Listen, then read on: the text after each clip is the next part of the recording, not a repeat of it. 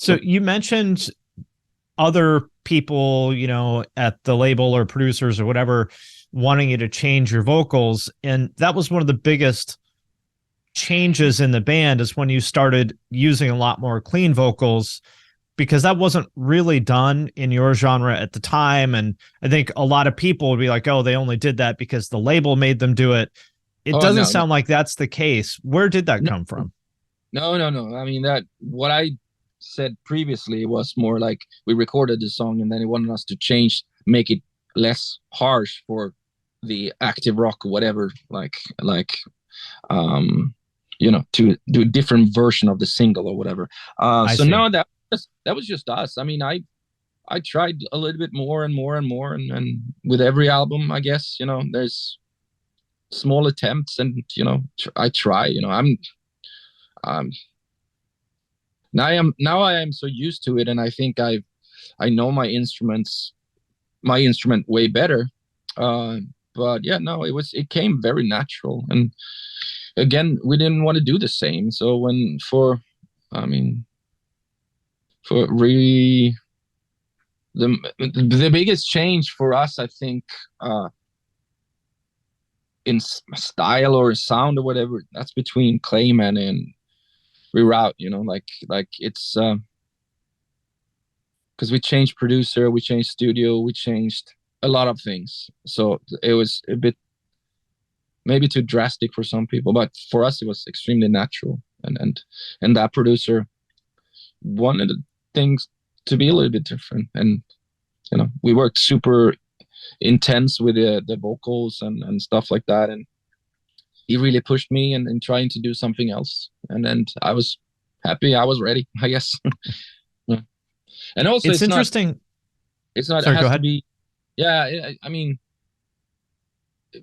the vocals has to fit the music too. It's like I can't do something that is completely different. It's like it all belongs within the same painting. I don't want to have any super off colors or something that is really off-putting. It needs to be a balance. I find it interesting how there's these kind of rigid rules in metal that you're not allowed to break. And In Flames broke two of them. You can't have clean vocals and you can't have keyboards, at least Yeah, yeah, back in the day. yeah, yeah, exactly. And I don't mind breaking the rules at all, because at the end of the day, I live and die with these songs, and I have to be happy. And I don't mind. I mean, and I want to take people off guard a little bit. I mean, our DNA is melody and aggression, but if I can push the boundaries a little bit, and with every new album that we released, we always push, um like that where the line where it's In Flames least good album, like it, because when we released, yeah, Gesture Race was my first. So when I started doing interviews for Horacle, it was not as good as Gesture Race. And then Colony came, and it was not as good as Right. Horacle Gesture Race. That's how it's been. So I think in 10 years' time, this new one will be an In Flames classic. It does take 10 years for people to appreciate things. Yeah, yeah, yeah. It's interesting to see that. I'll take a band like Limp Bizkit, who everybody just absolutely hated when they came out, like 100% universally hated in the metal scene.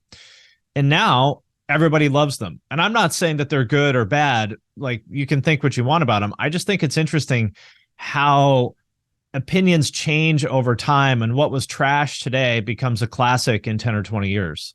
Yeah, and we're so much in nostalgia too, right? That's where, like, we are afraid of something new, something different, and then we look around. We want to fit in a group. Your friends say, "I love this," and you want to belong to that group, and you'll be like, "Yeah, I like this too." And then when you're home alone, you listen to something else, and you'd be like, "This is the best ever."